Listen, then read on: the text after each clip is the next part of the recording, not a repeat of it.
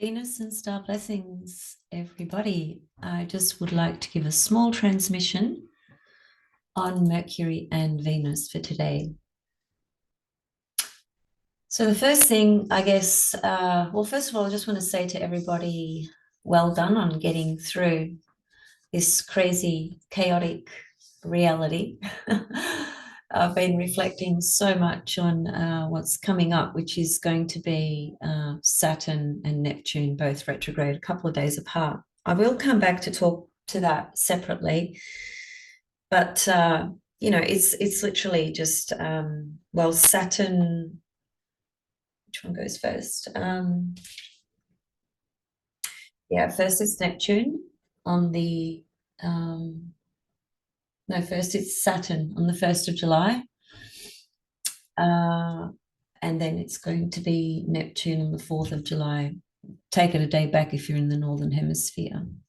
That's very, very significant. You know, these two planets, which have been pretty close together, coming up to, they are conjunct each other. But the Neptune at 29 degrees, going retro at that degree is a big, big, big, big deal. Again, I'll come back to speak to that, but that's why I just made the comment I made, because I,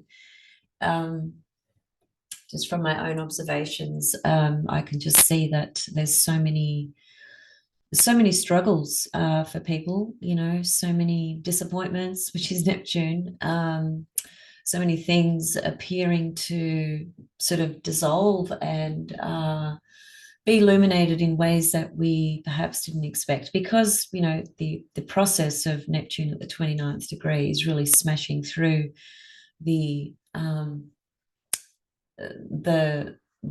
of the illusions, if you like, of Neptune in Pisces. And of course, Neptune rules Pisces, so people might think, well, Neptune rules Pisces, or is strongly associated to the archetype of Pisces, so the energy fits, and therefore that should be maybe a positive thing or a dignified thing, but it's not necessarily the case, especially when you're talking about a planet like Neptune, which is actually, I would have to say, the most difficult planet to deal with, the most difficult planet to understand. It really, really, really is. It's just an energy that is not of this world at all. In the same way that when the moon is in Cancer, right, the moon rules Cancer. So that's technically a dignified position. And so people make the automatic assumption that when the moon's in Cancer, all is sweet. Or when somebody has the moon in Cancer natally, they've got, a moon in rulership. So that should be a wonderful thing. And the contrary is actually true. The moon in Cancer is probably one of the most insecure places for the moon, believe it or not. And there's reasons for that, which I have spoken about through various videos. And we'll talk a little bit about that, I guess, because today we're looking at Mercury and Venus, which at this point in time are still in Gemini, but by later today, they both would have moved into Cancer. And I think the main focus that I'd like to bring in with this is, of course, Venus, because Venus is still invisible. Now, in Melbourne, Australia, Venus went invisible on the 15th of May, and it was a little bit earlier, I think, in the Northern Hemisphere. I think it was late April. So once again, a planet's invisibility or visibility varies based on location, but we have to kind of take a middle ground, if you like. So I generally choose my location, and then I'll just make the comment, if you're in the Northern Hemisphere, it might be a week later, or it might be 2 weeks later, or earlier. Okay, that's just something that, you can't determine unless you've got this program here, to be quite frank, Women's program. You can get a rough estimate by astroseek.com, but it's not accurate in my findings based on what I've seen with Women's program. So this chart here actually is the chart of when Venus becomes visible This is for Australia. And this happens to be, as you can see here, the date is the 3rd of July. We'll come back to that in a moment.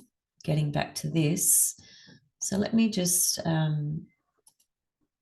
animate and get Venus and Mercury into Cancer. So there's Venus. So later this afternoon, Australian Melbourne time, Venus pops into Cancer. And a couple of hours later, Mercury pops into Cancer. I think the first thing we need to consider is number one, Venus is still invisible at this point. The two planets that we are talking about are very personal planets, Mercury and Venus. And the archetype Cancer itself is also a very personal sign, and it's the first water sign. So it's the first encounter with the experience of the world of emotions, if you like. It's the baby of the zodiac when it comes to the water signs, just as Aries is the baby of the zodiac when it comes to the fire signs. Cancer in evolutionary astrology correlates to our ego, our sense of self, our sense of identity.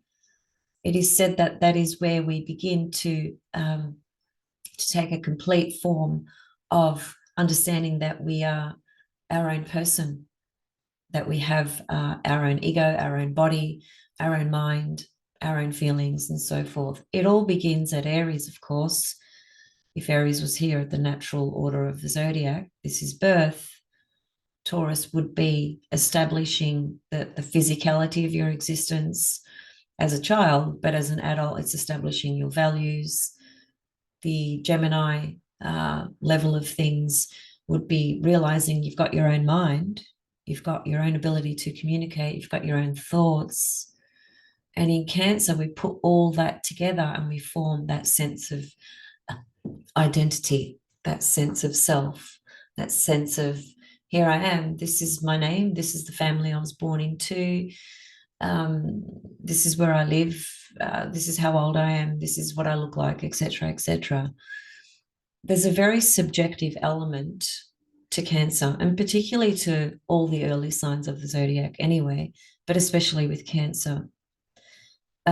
So where are we? What have I got here? 17th of June. So there they are there at 0 degrees of Cancer. I think, well, first of all, Mercury and Venus are typically always pretty close together anyway. There are times when they're further apart than other times, but generally they're always moving fairly close together because those two planets are always fairly close to the sun. So if we track back to when they were in Gemini, you know, they were conjunct in Gemini, then in Taurus, in Aries, and so forth. So that sequence doesn't change. It just continues as these planets move around the entire zodiac. But I suppose the unique factor in this particular conjunction at the moment, in terms of how I view it anyway, is that number one, Venus is invisible.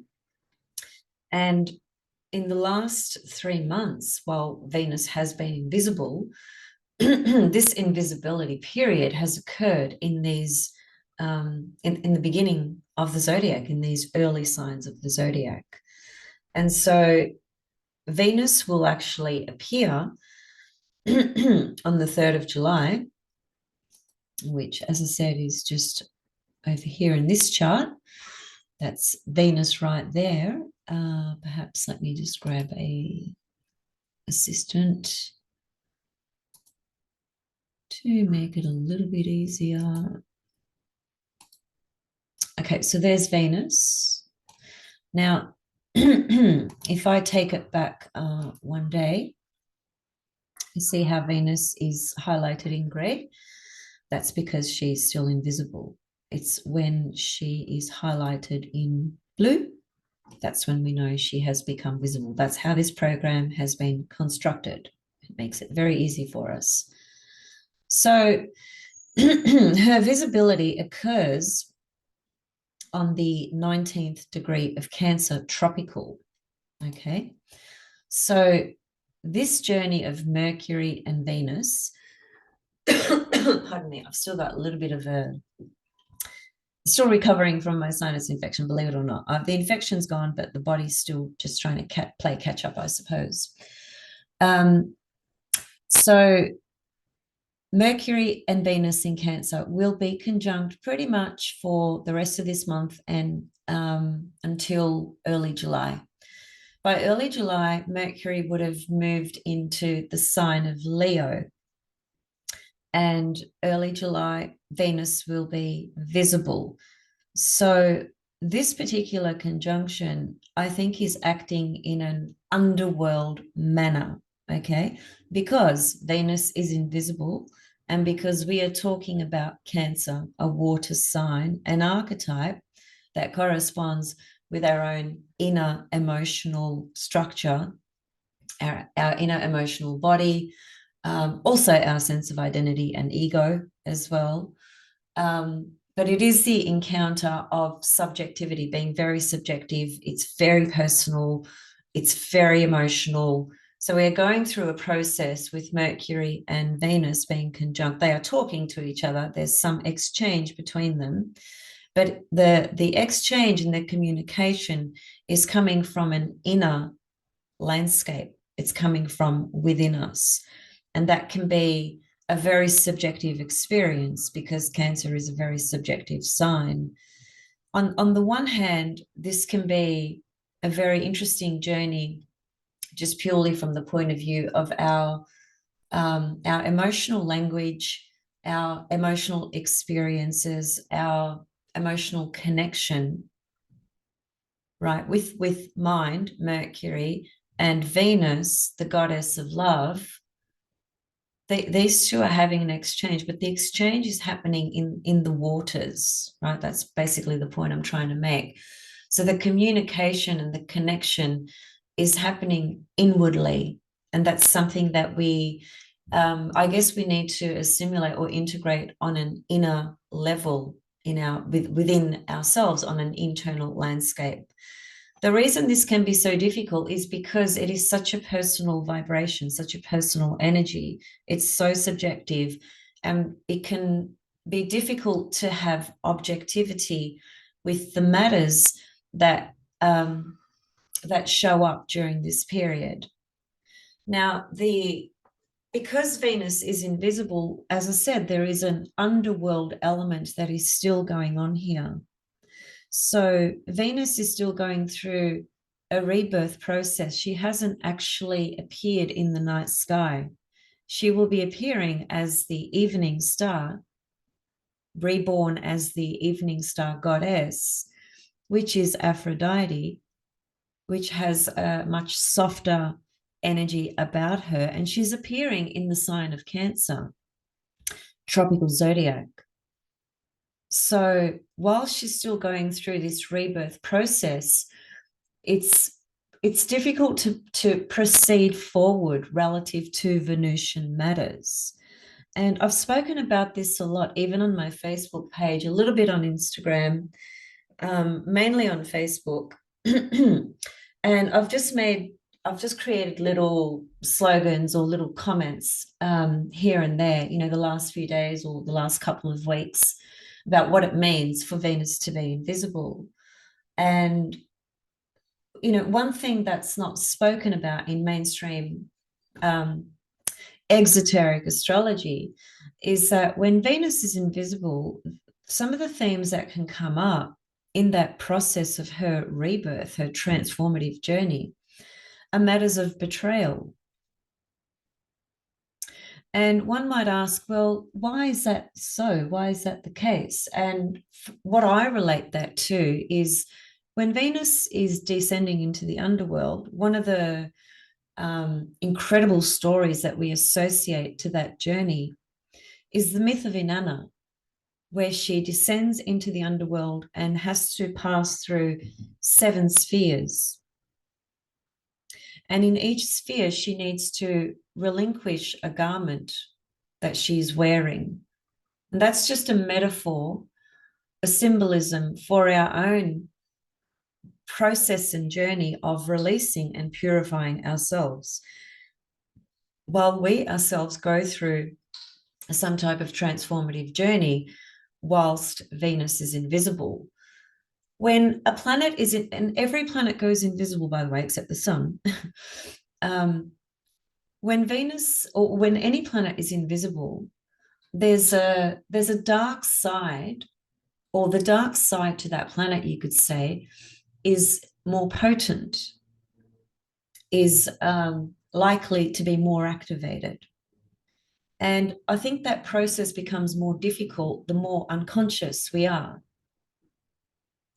And Venus invisible is difficult in the world of all Venusian things. So it is difficult in the world of money, in the world of creativity, in the world of love, romance, relationships, all Venusian things, because those matters cannot be acted upon when Venus is going through a death passage. It's like it's like experiencing winter, which I'm experiencing at the moment. We've just stepped into winter just recently because I live in the Southern Hemisphere. It's like going through winter and trying to act like it's summer. We simply cannot do that. Everything is cyclical, right?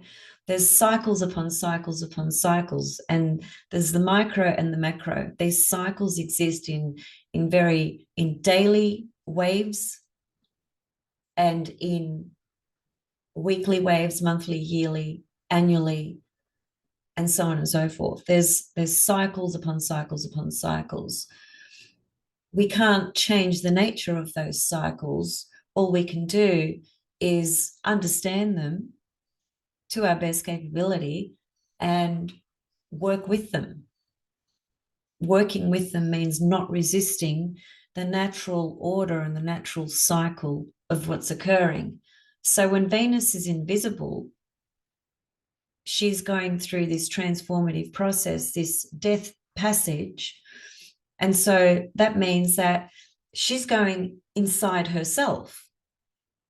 When we go inside ourselves, we are experiencing something very personal, very private, and we are viewing or being confronted by aspects of our own psyche, or aspects of ourselves that we are usually not consciously aware of, or aspects of ourselves that we are denying, aspects of ourselves that may be more difficult, and we are processing and churning things over, trying to understand things in a different way, and trying to heal or trying to release or trying to purify, and resetting things within ourselves, so that when Venus is reborn, we rise back up again, as it were, just as she will rise in the night sky as the divine Aphrodite, which is the goddess of love,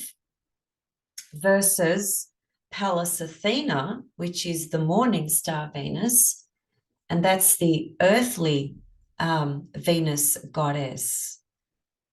That the morning star corresponds to Pallas Athena. The morning star is when Venus goes through her retrograde cycle. She's closest to the earth, and therefore she pertains her energy to the earthly matters. It's a very strong dynamic energy. It can create war. It has. We've seen it. We are still seeing it.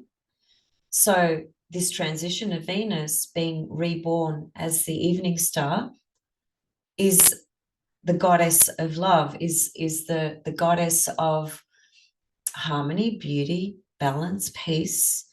It's the nocturnal goddess. The night and the day have very different purposes and a very different feeling associated to them. Different things take place in the nighttime and different things take place in the daytime. You can think about it like that as well.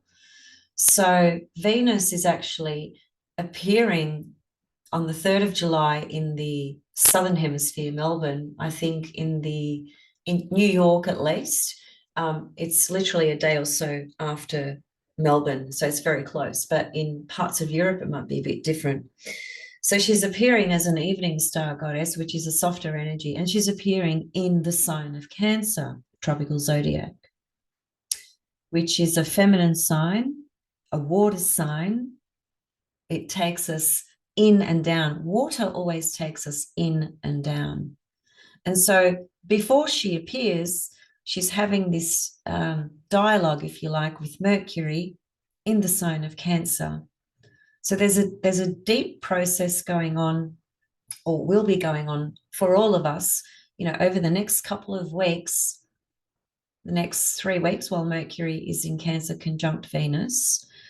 And I guess perhaps one way of working with that as well is when you understand that Venus is still in the underworld, she hasn't been reborn yet, there's dialogue or communication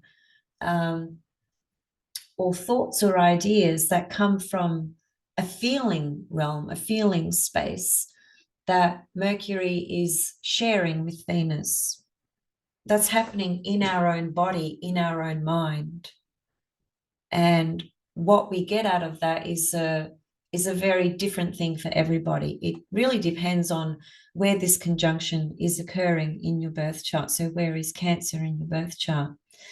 Now, on a mainstream exoteric level, most people will say Mercury Venus is such a great aspect. It's beautiful, it's speaking poetry, it's speaking about love, it's harmonious communications with family or with friends or with lovers, or it's a really beautiful passage for creative expression, whether it's verbally writing poetry or musically writing lyrics, Mercury writing, Venus music.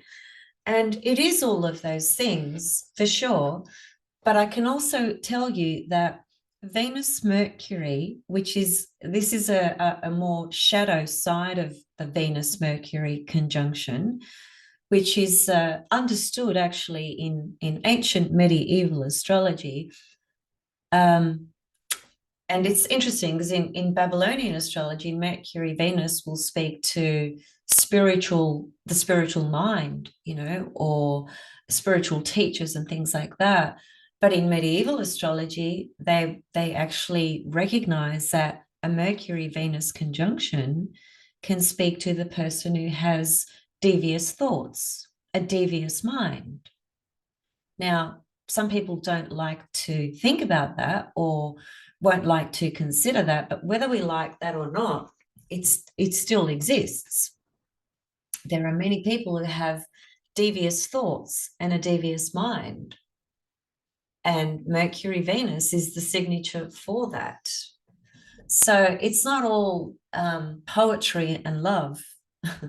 It's not all about creativity and writing music. It can be those things, but it can also be somebody has some pretty, devious intentions. And I think, that perhaps is even more highlighted in this instance because Venus is still invisible. And when Venus is invisible, things are working in the underworld.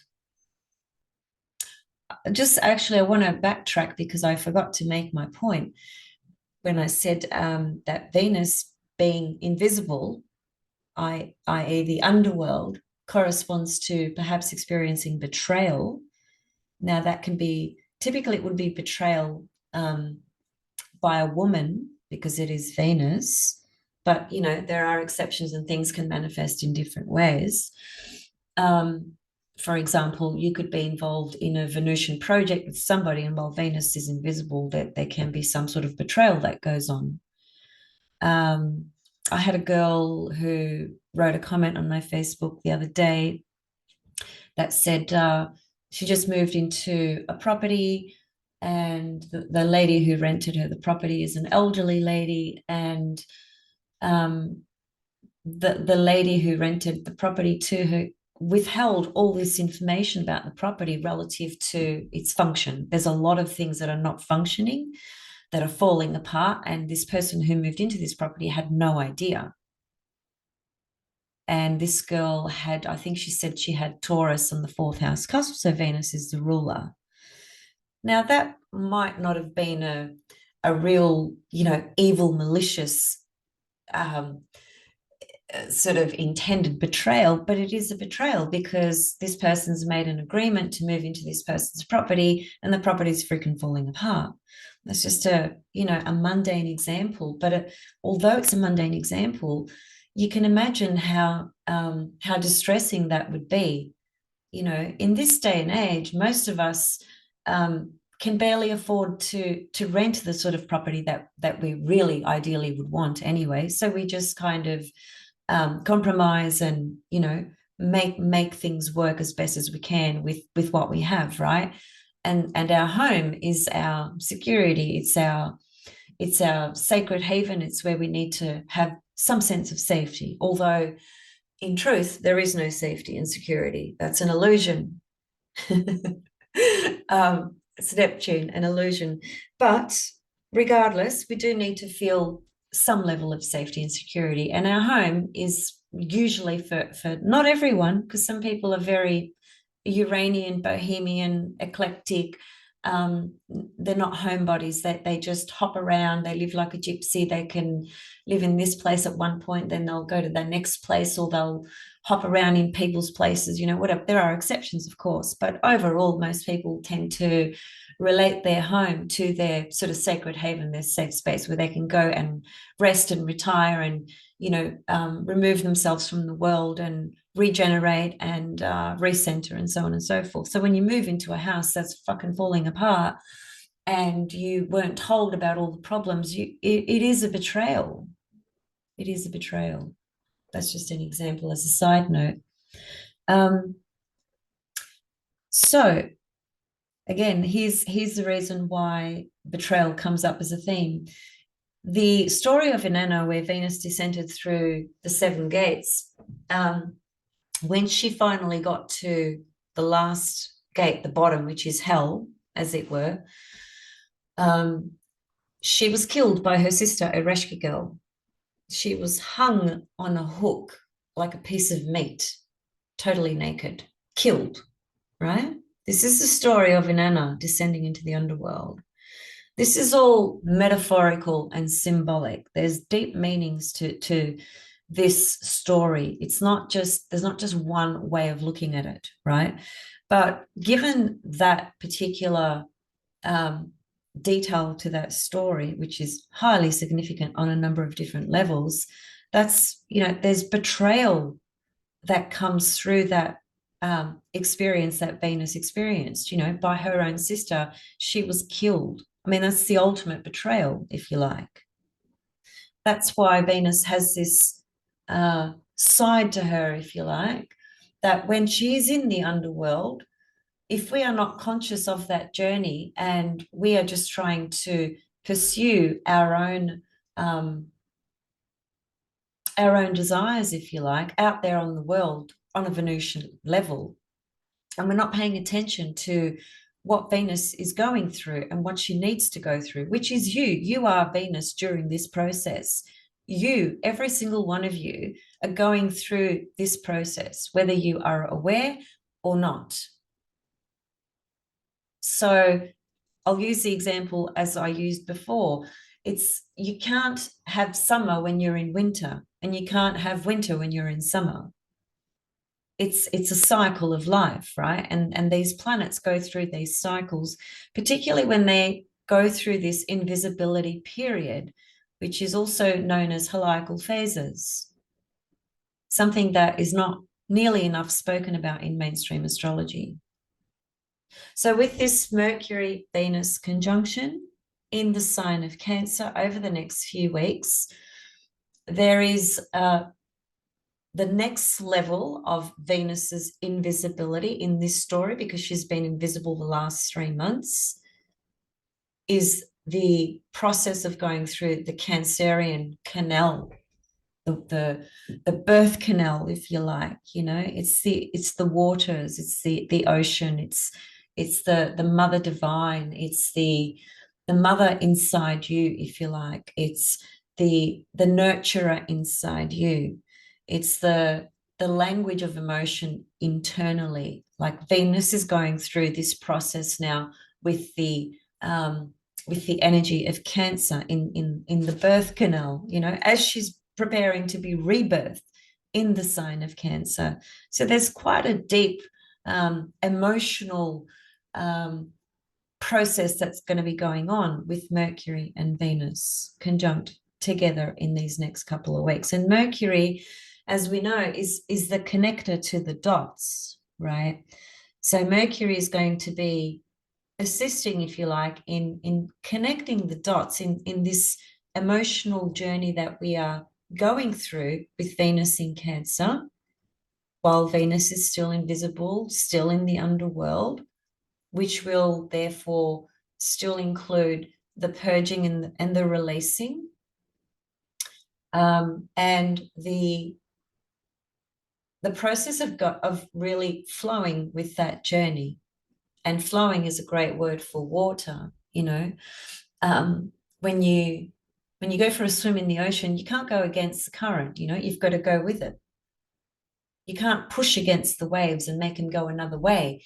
You've got to flow with the wave. You've got to merge with the water and become the water so that you don't drown. And all water signs have this quality to them. It's, you know, we've got to embody that water energy and integrate it and allow it to flow inside us so that we can connect with it and understand what it's trying to show us or to communicate to us. Because if we resist it, it's like resisting the waves in the ocean. We simply can't. We'll drown. So that's the way I like to think about the water signs, because water corresponds to the soul, you see, as well, at a deeper level. All water signs, all water houses connect to the soul in different ways. And so there's this real quality of depth that we can really access when planets are in the water signs. Is it easy? No, God, no, absolutely not. And for those that don't have a lot of water, you know, signatures in their chart, people who are more earthy, or, you know, have the air quality very, very strong, and the water element is their inferior element, meaning it's an element that's weaker in the chart. It's not as highlighted. So it's a foreign land, you know. It's much more difficult for people who well, actually, let me retract that comment. Sometimes it can be a lot more difficult, but then sometimes it can be very difficult for people who have a lot of water in their chart, because they just become all consumed with their emotional stuff, with their emotions. And Cancer especially will do that, because Cancer is the most insecure sign in the whole zodiac. It's a very vulnerable sign. Now, vulnerability is a superpower. When you embrace vulnerability and work with that to produce some cathartic experience, to create some healing, in other words. So from that level, it can be very powerful. But from a very unaware and very unconscious level, Cancer is easily threatened. And these sorts of insecurities can rise in us during this time, because Venus is still in the underworld. She's going through a death process. Cancer is a very personal, private, emotional, oversensitive sign. And the material that can be sort of activated at this time it's very personal to us, to each of us, you know. It's like you might be going through a particular experience, and somebody that you are talking to about your experience, or maybe you're putting yourself out there for their support or their empathy in some kind of way, and they, for some reason, they are really insensitive to how vulnerable you are feeling. And the Cancer in that kind of environment will will really feel it. Will really be very, very triggered by it. So perhaps that's something to be aware of, while Mercury and Venus are traveling in the sign of Cancer, because, Mercury is the communicator. So we might want to really talk to somebody about how sensitive we feel or how vulnerable we feel at the moment about something really important to us. And I guess, choose somebody who has the ability to hold space for you. It's not about dumping our stuff on anybody. It is about being sort of accountable and responsible for our own life and for things that are going on. But we do need to have a way of sharing, with others at times, just to feel, the most powerful thing when somebody is telling their story to another is just to be heard. Often we think that we need to talk and give that person solutions, but sometimes the more powerful thing is actually just being silent and just really listening with an open heart, which is not very common these days. Not many people have the capacity to do that, and not many people are interested or want to do that. Everyone's in a mad rush to accomplish this, to do this, to complete this task, to do that task. People don't have the time to stop and just be still. They do, but we're just caught up in this this crazy reality, because it is pushing us in very severe ways with the immense evolutionary transformations that are going on. It's very hard to slow down. It's very hard to stop. But by choosing to slow down, by choosing to be still, be quiet, listen to somebody, give some space, have somebody give that to you, there's a lot of peace that can come from that. There's a lot of healing that can come from that. So those are the more positive things of this, Mercury, Venus in Cancer. But the difficult things are the shadow insecurity elements that can be triggered and activated. So yeah, just choose wisely with who you speak to, I suppose, and just be aware that Mercury, Venus can also be someone who's got devious intentions. It's just part and parcel of this signature. Again, something that's never spoken about in mainstream astrology. Okay, that's really all I wanted to share today. So as we go through the next few weeks in this, birth canal Cancer, I think one of the most important things we can do for ourselves and be aware of for others is, for ourselves, it is about nurturing ourselves and, giving to ourselves as much as we can what we need to feel a sense of safety or security, to feel nurtured. Think about it. There's a lot of people that live alone. They don't have family. They don't have anyone. How do those people, experience a sense of support or nurturing? It's very difficult. This is why we have to learn to give it to ourselves. Even if we have family members and so forth, we still have to learn to give it to ourselves. That's one of the biggest evolutionary lessons with the archetype of Cancer, especially when Pluto is in the 4th house, or Pluto in Cancer is very much about that. It's very much about being confronted with the most intensified, insecure emotional situations, so that you learn how to provide your own emotional security. And we can extend that to some extent with other planets in the sign of Cancer, that these issues come up. issues of insecurity, and also how might we provide that nurturance and care to ourselves and not expect it of others, be able to be our own provider of that. These are the themes of Cancer.